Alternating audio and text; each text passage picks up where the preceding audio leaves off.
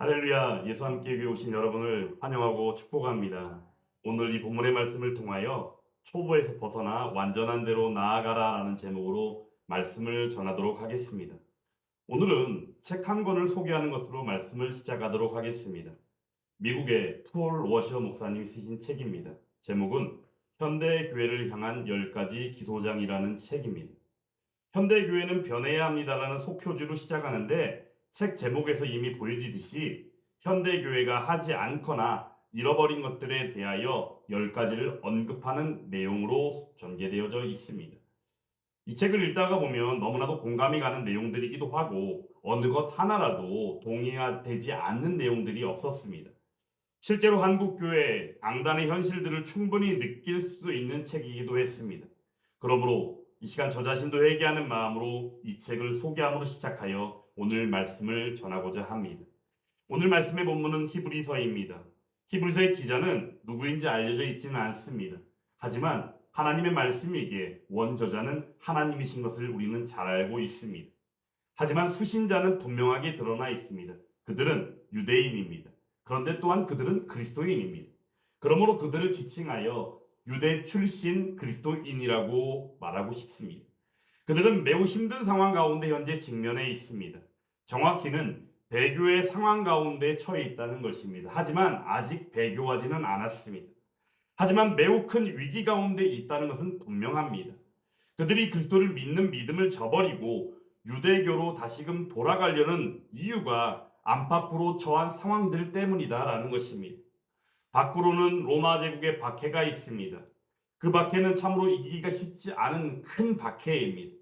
또한 안으로는 유대교에 머물러 있는 같은 동족인 유대인들의 협박과 회유가 있다는 것입니다. 사실 유대 출신 그리스도인의 삶이 그렇게 예수를 믿음으로 나아진 것은 없어 보입니다. 그러므로 안팎으로 보여지는 박해와 협박 그리고 해유로 말미암아 그 시달리는 일상으로 말미암아 다시금 유대교로 돌아가야 하나라는 그러한 생각들을 가지게 되었다는 것입니다. 이에 히브리 기자는 그들을 향하여 권면하고 있고 그 권면의 말씀이 바로 오늘 히브리서의 말씀이다라는 사실입니다. 바울 서신을 통하여도 늘 우리가 보았듯이 히브리 기자도 동일하게 권면하는 내용의 전개를 하고 있습니다. 유일하신 진리 되신 예수 그리스도의 복음으로 권면하고 있다는 것입니다. 히브리 기자는 하늘의 천사보다도 또한 이스라엘의 민족의 지도자인 모세보다도 그리고 나아가 인간 제사장들보다도 우월하고 탁월하신 분이 바로 예수 그리스도다라고 그들에게 권면하고 있습니다. 아론의 반차를 이은 인간 제사장들, 하지만 그들과는 확연하게 다른 바로 멜기세덱의 반차를 이은 예수 그리스도요 영원한 대제사장을 그들에게 알리며 다시금 그들의 신앙요 믿음을 다잡기 위하여 권면하고 있다는 사실입니다. 오늘 우리가 읽은 본문 11절에서는 히브리 기자가 멜기세덱에 관하여 할 말이 많다고 말하고 있습니다. 하지만 듣는 이들이 둔해서 설명이 어렵다고 말하고 있습니다. 얼마나 안타까운 현실입니까? 가르치는 이도 배우는 이도 서로 힘든 상황인 것 같습니다. 제 아무리 잘 가르치려고 해도 못 듣고 이해하지 못한다면 아마도 시간만 낭비하는 꼴이 돼버립니다. 배우는 이가 제 아무리 들으려고 해도 들리지 않습니다. 이해가 되지 않습니다. 더구나 다른 무엇인가에 정신이 팔려 있다면 집중할 수도 없습니다. 이러한 현실이 현재 히브리 기자가 권면하고 있는 현실 가운데 유대 출신 그리스도인들의 현실의 모습이다라는 사실입니다. 이런 가운데 오늘 본문의 말씀을 전개하고 있습니다. 성경에서는 분명히 말씀하고 있지 않습니까? 마태복음 13장 9절에서도 귀 있는 자는 들으라 하시니라 라고 말씀합니다. 그런데 그들은 귀가 있습니다. 그런데도 불구하고 듣지 못합니다. 이해하지 못하고 있는 것입니다. 그러면 히브리 기자가 할 말이 많다고 말한 이 멜기세덱이 과연 누구인가에 대하여 우리가 조금 알 필요가 있습니다. 멜기세덱에 대해서는 성경에서 언급하는 내용이 그닥 많지는 않습니다. 창세기 14장에 등장하고 있고 또한 시편 110편에 잠깐 언급이 되고 있고 그리고 나서 히브리서에서만 언급되고 있는 인물입니다. 창세기 14장에서는 아브라함이 엘람 동맹국의 포로가 되었던 조카 롯을 구하는 장면이 나타납니다. 그런 가운데 조카 롯을 구하고 귀환하는 도중에 한 사람을 만나게 되는데 그가 바로 살렘 왕 멜기세덱이었습니다. 아브라함이 멜기세덱의 축복을 받습니다. 그리고 나서 아브라함이 롯을 구하면서 얻은 그 전리품이라고 할 수 있는 것들 가운데 10분의 1을 그에게 줌으로 통하여 바로 멜기세덱에 대하여 소개하고 있고 11조의 기원이 이로 인하여 나타나고 있음을 우리는 기억하고 있습니다. 창세기 14장 18절 말씀에서는 이렇게 또한 말씀합니다. 살렘 왕 멜기세덱이 떡과 포도주를 가지고 나왔으니 그는 지극히 높으신 하나님의 제사장이었더라 라고 말씀하고 있습니다. 내용인즉슨 지극히 높으신 하나님의 제사장이 바로 살렘 왕 멜기세덱이다 라는 사실입니다. 이 내용을 시편 110편에서도 4절 말씀에서 이렇게 말씀합니다. 여호와는 맹세하고 변하지 아니하시리라 이르시기를 너는 멜기세덱의 서열을 따라 영원한 제사장이라 하셨도다 라고 말씀합니다. 그러므로 멜기세덱은 영원한 제사장입니다. 영원한 제사장이며 또한 살렘 왕으로서 평강의 왕임을 우리는 알게 됩니다. 멜기세덱이 히브리서에도 등장한다고 말씀드렸죠. 아론의 반차요 그 계보를 이은 인간 제사장들. 그런데 그들은 사람이기에 인간이기에 수명이 있습니다. 수명이 닿으면 육신의 죽음을 맞을 수밖에 없습니다. 그러면 또한 이어지는 그 이후에 그 계보를 이은 누군가가 또한 인간 제사장의 그 계보를 이어가게 됩니다. 바뀌어지는 것이죠. 그리고 또한 매년 하나님 앞에 제사를 드릴 수밖에 없습니다. 또한 그들 자신도 죄를 짓습니다. 죄를 짓는 인간입니다. 완전하지 않기 때문입니다. 그러므로 그들 자신도 그들 자신의 죄를 위하여 하나님 앞에 제사를 드릴 수밖에 없는 유한한 존재요, 유한한 제사장의 모습을 가지고 있는 것이 바로 인간 제사장이요 아론의 반차를 이은 제사장들이다라는 사실입니다. 요한은 확연하게 다르게 멜기세덱의 반차를 이은 제사장, 바로 그가 누구냐? 우리의 예수 그리스도라는 사실입니다. 그러므로 영원한 대제사장 되시는 예수 그리스도가 인간 제사장보다도 더 우월함에 대하여 소개하고 권면하는 가운데에 히브리서 수신자들에게 권면하고 있는 것입니다. 예수 그리스도 안에서 믿음으로 살아가는 그 삶이 계속하여 유지되어지고 그 안에서 소망하여지는 삶으로 나아가기를 권면하고 있다는 것입니다. 그러므로 그들은 예수 그리스도를 떠날 수가 없습니다. 예수 그리스도를 떠날 수가 없는데도 불구하고 그들은 예수 그리스도를 떠날 것처럼 배교를 생각하며 배교해야 하는가라는 생각들을 가지고 있는 일상을 살고 있다는 것입니다. 얼마나 불안하고 얼마나 안타까운 현실의 모습입니까? 유대 출신 그리스도인들은 그리스도 안에 있게 된 지도 꽤 오랜 시간이 지난 것으로 12절에서는 말씀합니다.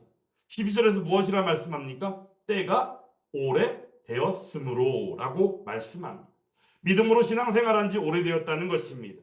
하나님의 말씀이요 복음을 받은 지 오래되었다는 것입니다.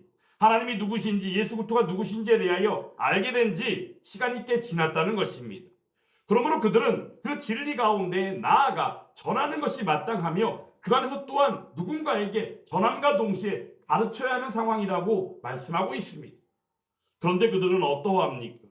오히려 가르침을 받아야 할 상황이다라고 말씀합니다. 여기서 우리는 한 가지 질문을 던질 수 있죠. 언제까지 가르치고 언제까지 배워야 하는 것입니다. 사실 우리는 죽을 때까지 배울 수밖에 없습니다. 왜냐하면 이 세상 가운데는 우리들이 알아야 될 것들이 너무나도 많고 심지어는 하나님의 말씀인 계시 가운데 제시되어진 예수 그리스도의 영광의 복음조차도 우리가 다 온전하게 알 수 있는 것이 아니요 그 가운데에는 비밀이 있다는 사실입니다. 그럼에도 불구하고 우리들은 늘 때마다 하나님의 말씀을 알아가며 하나님의 말씀 안에서 풍성하게 누려지는 은혜의 삶을 살고 있다는 사실입니다. 그런데 지금 유대 출신 그리스도인들은 그러한 삶을 우리들과 동일하게 살고 있을진데 눈에 보이는 박해와 협박과 해유를 못 이겨 배교를 생각하고 다시금 돌아가는 일들에 대하여 그들의 일상 가운데 불안해하고 안타까워하고 있다는 사실입니다. 마태복음 17장에 보면은 간질로 고생하는 아들을 위하여 그 아버지가 예수님의 제자들에게 나와 고쳐달라고 이야기할 때 제자들이 고쳐주지 못합니다. 이때 예수님 앞에 무릎 꿇고 나와 아랠 때 제자들이 고쳐주지 못합니다. 예수님 고쳐주세요라고 했을 때 예수님이 제자들에게 하신 말씀이 있습니다. 마태복음 17장 17절 말씀입니다. 예수께서 대답하여 이르시되 믿음이 없고 패역한 세대여 내가 얼마나 너희와 함께 있으며 얼마나 너희에게 참으리요 그를 이리로 데려오라 하시니라 라고 말씀하십니다. 예수님께서 제자들을 꾸짖으시고 그 가운데 그 간지를 앓고 있는 그 아들 가운데 들어있던 그 귀신에게 꾸짖으시니 그 귀신이 떠나갑니다. 그 아이가 확실하게 고침을 받게 됩니다. 제자들이 질문합니다. 우리는 왜? 그때 예수님께서 무엇이라 말씀하십니까? 너희 믿음이 작은 까닭이니라 라고 말씀하십니다. 결국에는 믿음이 문제였던 것입니다. 믿노라 믿노라 이야기하고 하나님을 예배하노라 예배하노라 이야기하며 복음을 바닥에 나아가 전한다고 이야기하지만 실상 그들은 믿음이 작았던 것입니다. 오늘 히브리서 수신자들도 마찬가지인 것 같습니다. 예수 그리스도에 대하여 믿노라라고 말했을 뿐 그들의 삶이 진정 그리스도 안에 있지 못했던 것입니다. 그러므로 주변에 휘둘리고 언제든지 배교할 수 있겠다 싶은 위기의 지경에 있게 된 것입니다. 그들이 진정 그리스도 안에 있었다면 그들은 장성한 자가 되어서 딱딱한 음식, 단단한 음식도 섭취할 수 있어야 할 터인데 그들은 지금도 젖이나 먹어야 하는 어린아이에 머물러 있는 것입니다. 오늘 본문에서는 어린아이와 장성한 자를 언급합니다. 어린아이는 어떤 사람입니까? 젖을 먹는 자입니다. 의의 말씀을 경험하지 못한 자입니다. 내용이 즉수는 하나님의 말씀의 초보에 대하여 가르침을 받아야 할 자다라고 이야기하고 있습니다. 소화를 못 시키는 것입니다. 이해하지 못하는 것입니다. 귀가 있어도 듣지 못하는 것입니다. 그리고 또한 경험하지 못한 그러한 일들 가운데 또한 사실 하나님의 말씀을 통하여 들었지만 들어보니까 어때요? 생소한 것입니다. 이해하지 못하게 된 것이죠. 그런데 장성한 자는 어떻게 소개합니까? 단단한 음식을 먹습니다. 지각을 사용합니다. 연단을 받습니다. 그리고 선악을 분별하며 나아갑니다. 그들은 그리스도의 진리 안에서 이해하게 되므로 어떠한 이단 사설에도 흔들리지 않는 이들입니다. 그리고 무엇이든 분별함으로 나아가는 것입니다. 그리고 이를 위하여 계속되는 훈련의 시간이요 연단의 시간들을 가지게 되는 것입니다. 그러므로 말씀의 진리 안에서 선과 악의 테두리에서 건전성을 유지함으로 하나님의 뜻을 깊이 알아가는 이가 바로 장성한 자들의 모습이다라는 사실입니다. 그런데 유대 출신 그리스도인 수신자들은 하나님의 말씀의 초보조차도 다시 배워야 할 지경이다라고 소개하고 있는 것입니다. 이 내용이 즉수는 영적으로 자라지 못하고 멈춰있는 상태입니다. 의의 말씀이 생소하게 들려졌기 때문입니다. 그들 스스로 멈춰 있으므로 현재 영적으로 엄청난 위기의 상태 가운데 있는 것입니다.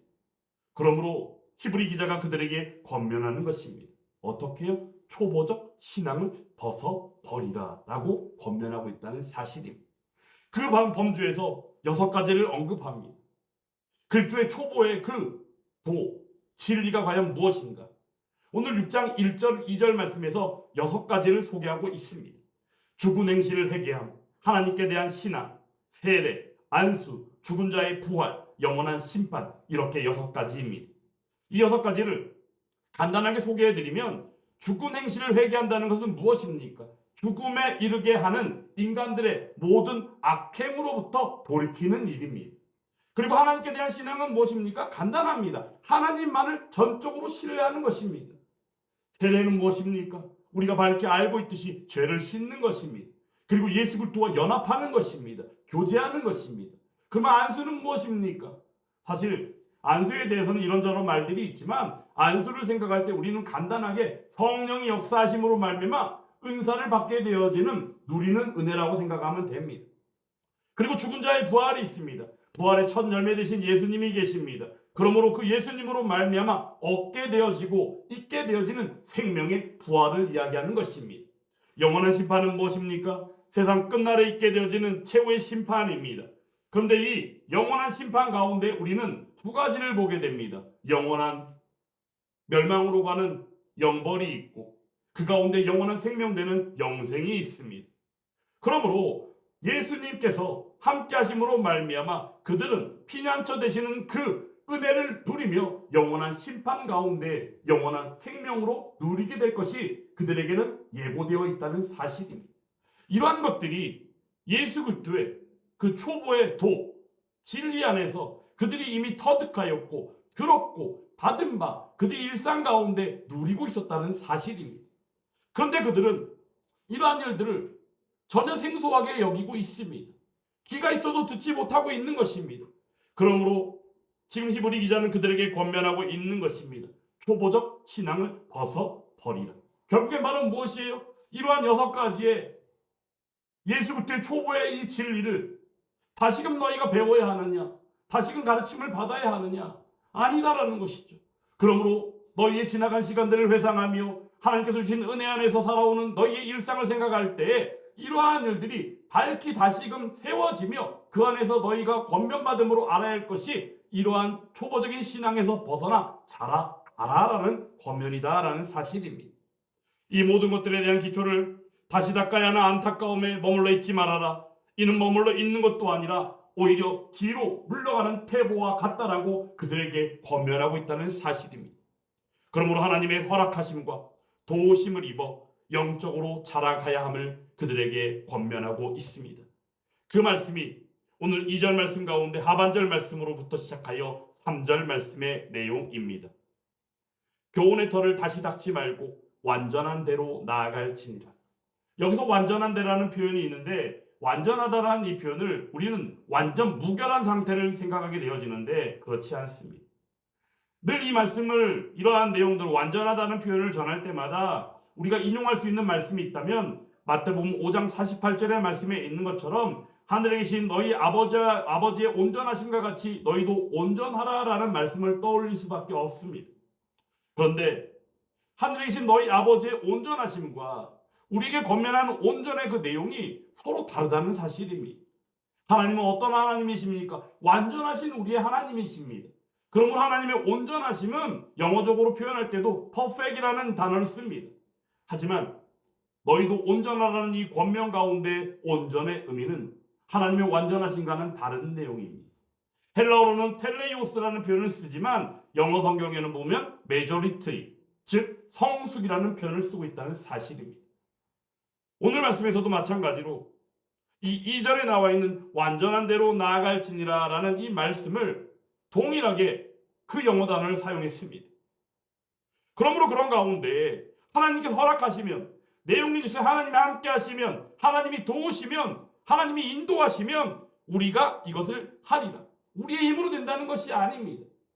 그러므로 하나님 안을 바라보는 믿음, 신앙 안에서 마땅히 초보를 벗어버리고 자라가는 성숙되어져 가는 그러한 은혜가 그들에게 있게 되어질 것이다 라고 권면하고 있다는 사실입니다.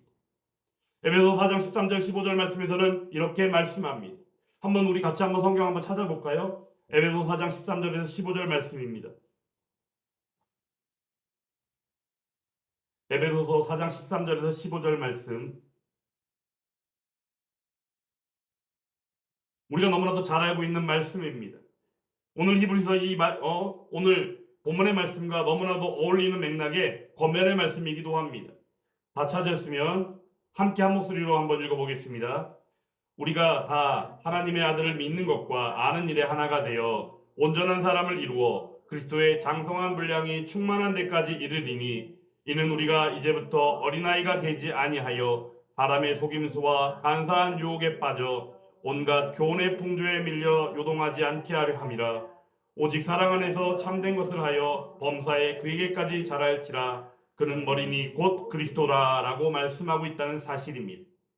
이 말씀을 통하여 볼 때 우리가 이제부터 어린아이가 되지 아니하여 라고 이야기하는 이 말씀의 대목을 볼 때 어린아이는 어떻기 때문입니까? 사람의 속임수, 간사한 유혹에 빠져 온갖 교훈의 풍조에 밀려 요동하게 되어지는 이가 바로 어린아이와 같은 자들이다 라고 우리가 말씀을 볼 때 이해할 수 있지 않습니까?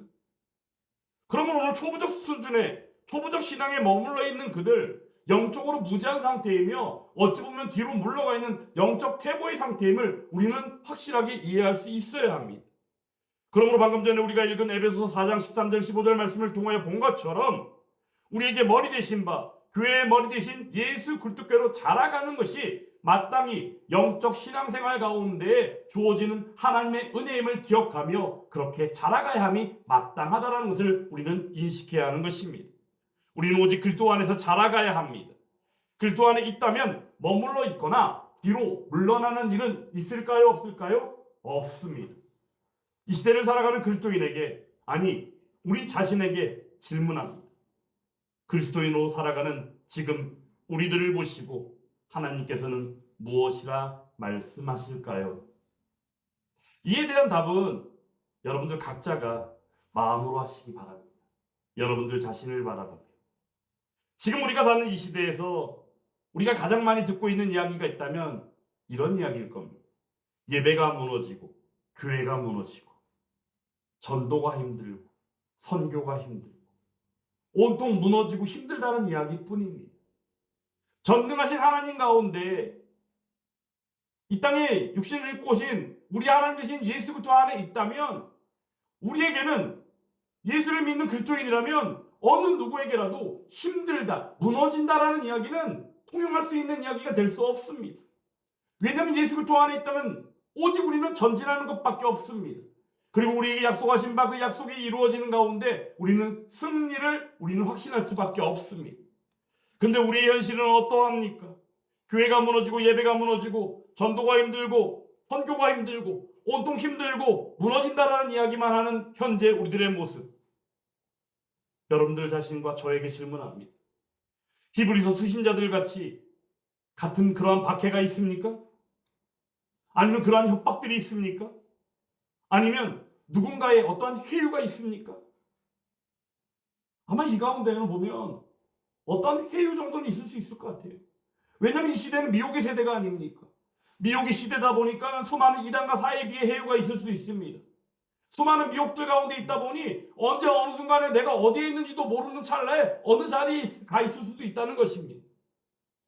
그럼에도 불구하고 우리는 오늘 히브리서 말씀 가운데 나와 있는 유대 출신 그리스도인들과 같은 그러한 박해와 협박과 회유 같은 그러한 일들은 신앙생활하는 우리의 일상 가운데 찾아볼 수 없는 그러한, 시대적으로 볼 때 우리가 결코 편하게 볼 수만은 없는 시대이긴 하지만 우리가 신앙생활하는 현재의 어떤 삶을 볼 때에는 얼마나 편안한 시대를 살고 있는가를 우리는 이해할 수밖에 없고 인정할 수밖에 없다는 사실입니다. 그런데도 불구하고 우리는 어떠합니까? 요즘 시대에 대해서 우리는 그러함으로 제의식조차도 사라져버린 왜곡과 혼돈의 시대가 지금 이 시대임을 분명히 인식하고 인정해야만 합니다. 그리고는 핑계 아닌 핑계를 대면서 시대의 요구를 당연시하고 영적으로 무분별하고 또한 무감각한 상태에 있다는 것도 인정해야만 합니다. 이러한 이야기를 하면 나랑은 상관없는데요? 나는 그런 적이 없는데요? 라고 이야기할 수 있는 분이 있는지 모르겠습니다. 하지만 우리는 연약한지라 이러한 시대를 살아가기에 언제 어느 순간인가 이러한 일들이 우리의 일상 가운데 펼쳐져 있고, 그런 가운데 오늘 히브리 기자가 권면하는 내용처럼 초보적 신앙에 머물러 있거나 아니면 영적 무지요, 무감각의 상태 가운데 신앙생활을 종교생활 가운데 있는 우리들의 모습이 아닌지를 한 번쯤 돌아볼 필요가 있게 된다는 사실입니다. 그런 가운데 우리는 또한 어떠합니까? 사단마귀가 주는 마음이요, 하나님을 모른다 하는 마음 가운데 추구하는 일들이 있습니다. 편한 것들을 찾아다니는 일들입니다. 예배를 드릴 때도 편한 것들, 조금이라도 편한 것들, 그런 가운데 전도할 때나 여러 가지 주의 일을 감당할 때조차도 늘 우리의 마음 가운데는 조금이라도 쉽고 편한 것들을 추구합니다. 이러한 일들을 통해 보다 보니까 결국에는 어떠합니까? 교회가 마땅히 나아가야 되는 사랑으로 섬기며 나아가는 일들이 온데간데 없어지고 그 안에서조차도 편한 것들을 추구하는 모습들이 요즘 시대 교회들의 모습이 되어버렸다는 것입니다. 그러므로 온전한 섬김을 대신하여 각자가 추구하는 편한 것들을 추구하는 모습으로, 그리고 또한 그런 가운데 교회가 온전히 나아가는 방향을 가로막는 일들이 요즘 시대 민노라는 그리스도인들 가운데 있게 되어진다는 사실입니다. 여러분들 혹시 육신적 그리스도인이라는 말을 들어봤습니까? 그리스도인은 영적이어야 합니다. 영적이라고 얘기하면 육신적인 것은 무시하는 얘기가 아닙니다. 영적으로 깨어있음으로 말미암아 하나님의 영이시기에 영으로 오신 우리 하나님 가운데 주신 그 풍성한 은혜와 베푸신 지혜와 능력 가운데 있음으로 말미암아 온전히 깨어있어 분별함을 통하여 육을 가지고 살아가는 우리의 삶이 죄와 싸우며 죄에 대한 유혹을 이기며 그 가운데 하나님이 기뻐하심 가운데 거룩되어짐으로 나아가는 것, 바로 이것이 자라가는 것이며 성숙되어져 가는 신앙생활이다라는 사실입니다. 그런데 육신적 그리스도인은 무엇이냐? 예수 그리스도를 믿긴 믿어요. 그래서 나는 그리스도인이라고 고백한다는 것입니다. 그런데 육신적이기 때문에 어떠한 죄를 지을 수밖에 없다는 것입니다. 그리고 죄를 짓는 것에 대해서 그냥 인정해버리는 것이에요. 하지만 영적으로 깨어있는 그리스도인은 어떠합니까? 죄에 대한 유혹을 이기며 나아갑니다. 혹여라도 죄를 지었을 때도 마땅히 하나님 주시는 마음으로 말미암아 회개하며 나아갑니다. 그 죄에 대하여 당연시하지 않는다는 것입니다. 죄는 왜 그렇습니까? 비참한 것이기 때문입니다. 죄는 하나님과 멀리하게 하기 때문입니다. 그러므로 영적 그리스도인이요 육적 그리스도인이라는 말은 있을 수 없는 이다라는 것이에요. 영적 그리스도인인 것이지 육신적 그리스도인? 잘못된 이야기입니다. 근데 이런 잘못된 이야기가, 잘못된 용어가 남발되어짐을 통하여 이 시대 가운데 편한 것들을 추구하고 나는 예수님을 믿습니다라고 이야기하다 보니 그리스도인 되었기에 그들의 고백 가운데 나는 육신적 그리스도인입니다라는 어처구니 없는 고백이요 용어가 남발되어지는 형상들을 보게 된다는 것이죠. 이 얼마나 안타까운 현실입니까? 그리고 그 가운데 또한 우리는 어떠합니까? 하나님에 대하여 알고 있다고 여깁니다. 하나님에 대하여 너무나도 잘 알고 있다 여깁니다. 왜냐하면 하나님의 말씀을 너무나도 많이 들었고 예배를 통하여 또한 유튜브를 통하여 수많은 목사님들의 하나님 말씀 전하는 그 설교 현장을 접했고 말씀을 들었기 때문에 하나님에 대하여 알 만큼 다 안다라고 이야기합니다. 하지만 지나고 보면 결국에 어떠합니까? 하나님에 대하여 무지한 상태임을 우리는 발견하게 됩니다. 그 이유가 어떻게 나타납니까? 우선순위를 상실해버린 신앙생활, 말을 바꿔본다면 종교생활을 하고 있는 그리스도인, 형식적으로만 그리스도인 된 모습을 우리는 보게 된다는 것입니다. 그러므로 고린도전서 15장 34절에서는 이렇게 말씀합니다. 깨어 의를 행하고 죄를 짓지 말라. 하나님을 알지 못하는 자가 있기로 내가 너희를 부끄럽게 하기 위하여 말하노라 라고 말씀합니다. 근데 이 말씀을 쉬운 성경에서 풀어서 기록하고 있는데 한번 읽어드리겠습니다. 정신을 똑바로 차리고 죄 짓지 마십시오. 여러분 중에 하나님에 대한 무지한 사람들이 덜어 있어서 여러분이 부끄러운 줄을 알라고 이 말을 하는 것입니다. 라고 말씀하고 있습니다. 내용이 즉슨 뭐예요? 죄 짓지 말라는 거예요. 정신을 똑바로 차리래요. 이유는 바로 뭐예요? 모여있는 사람들 가운데 하나님에 대하여 무지한 사람들이 덜어 있기 때문에. 근데 하나님에 대해 무지한 사람이 결국에는 내가 될 수도 있다는 사실이에요. 그러면 우리는 신앙생활을 한다고 이야기하며 그리스도인 되었기에 오늘도 하나님을 예배하고 교회에 나와 섬기며 나아가지만 결국에는 나 자신의 만족과 어쩔 수 없이 내가 해야 된다라는 마음 안에서 그냥 그렇게 하는 모습들로 하나의 종교생활로 여기며 나아가는 모습들이 있게 되어졌다는 사실입니다. 사랑하는 여러분, 이 말씀을 통하여 우리는 기억하기 원합니다.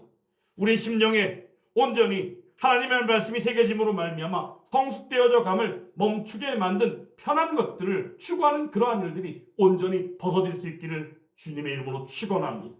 그렇게 되어졌을 때 초보적 신앙에서 벗어나게 되어지는 것입니다.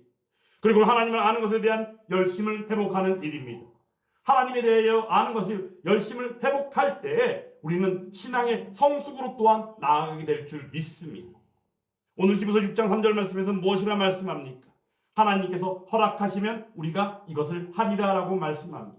하나님께서 인도하시면, 하나님께서 도우시면, 결국 하나님 안에 있으면 우리가 이것을 하리라 영적으로 성숙되어져 자라간다라는 사실이에요. 예수 그리스도의 장성한 분량이 미치기까지 자라가는 그러한 풍성한 은혜의 삶이 마땅히 누려지게 될 줄 믿습니다. 오늘 유대 출신 그리스도인들이 히브리 기자의 권면을 받아들이고 나아간다면 마땅히 그들이 어떻게 될까요? 영적인 초보에서 벗어나서 성숙되어짐으로 자라가는 것은 마땅한 일일 줄 믿습니다. 이유가 바로 무엇이에요? 전능하신 우리 하나님께서 함께 하심으로 말입니다. 오늘 말씀을 시작하면서 잠깐 소개해드린 책이 있었죠. 미국의 폴 워셔 목사님이 쓴 현대교회를 향한 10가지 기소장이라는 책이었습니다. 그 책의 내용 가운데 그 10가지를 잠깐 여러분에게 소개해드리면 그 전개는 이러합니다. 성경 하나만으로 충분하지 않습니다라는 내용입니다. 하나님에 대해 무지하다고 여겨지는 마음들입니다. 그리고 죄에 대해서 언급하지 않습니다. 예수 그리스도의 복음에 대해서조차도 무지합니다. 그리고는 비성경적인 프로그램들을 들여와서 복음으로 초청한다라고 말합니다. 그리고 또한 교회 본질에 대해서 무지한 모습들입니다. 그러다 보니 교회의 권징도 부족합니다. 거룩에 대해서도 말하지 않습니다. 그러다 보니 교회가 그런 식으로 나아가다 보니 가정에 대한 성경적인 원칙, 법칙조차도 성경에서 언급하는 내용들을 무시해버립니다. 그리고 가장 중요한 것, 하나님의 말씀을 먹지 않는 목사들이 있습니다. 이렇게 10가지 내용을 소개하며 책이 전개되어집니다. 근데 이 책을 읽고 나서 결국에 이 책에서 이야기하는 내용의 핵심이 과연 무엇인가를 생각해 보니 그 내용은 현대 교회가 하나님이 중심이 되고 하나님의 말씀이 중심이 되고 교회가 중심이 되는 하나님 중심, 말씀 중심, 교회 중심으로서의 교회가 아니라 사람이 중심이 되는 인본주의적 색채를 띠고 인본주의로 나아가고 있는 교회의 모습이 그러하다라는 사실을 생각했습니다. 그러다 보니까 말씀을 듣고 함께하는 성도들이 원하지 않는다라는 이유로 들으면 마음에 꺼리낌이 있고 듣기 싫어한다는 이유로 죄에 대하여 언급하지 않고 거룩함이라고 이야기하는 구별됨에 대해서도 이야기하지 않고 그렇죠? 그들을 위로하고 그들을 격려하고 그들에게 힘이 되어주기 위한 그러한 말씀만을 전하고 있는 것이 이 시대의 교회의 모습이구나라는 생각을 했습니다. 여러분들은 어떠하십니까? 예수 함께 교회를 통해서도 저도 마찬가지로 일상의 삶이 쉽지 않고 여러분들도 일상의 삶이 쉽지 않은 이 시대를 살아가면서 마땅히 하나님의 격려와 하나님의 위로하심과 하나님의 베푸시는 그 풍성한 은혜 가운데 누려지기를 주님의 이름으로 축원합니다. 그럼에도 불구하고 우리에게 마땅한 일은 바로 무엇입니까? 초부적 신앙에 머물러 있어서는 안 된다는 것입니다. 늘 앙탈 부르듯이 늘 우리만 알아달라고 나만 알아달라고 이야기하는 식의 신앙생활은 결코 우리에게 도움이 되지 않는다는 것입니다. 그러므로 저를 비롯하여 여러분에게 권면합니다. 지난주에도 말씀을 전하며 소개한 것처럼 자랑해야 할 것, 자랑해야 하지 말 것과 자랑할 것에 대하여 말씀을 전했는데 그 가운데 전한 말씀, 소개한 말씀 잠언 3장 6절 말씀입니다. 너는 범사의 그를 인정하라. 그리하면 내 길을 지도하시리라는 말씀입니다. 결국 우리의 삶은 어떠합니까? 제 아무리 힘들고 어렵다 할지라도 하나님 앞에 하나님만을 인정하고 하나님과 함께 한다면 하나님께서는 그것을 허락하시고 하나님께서는 우리의 길을 지도하시고 인도하여 주실 줄 믿습니다.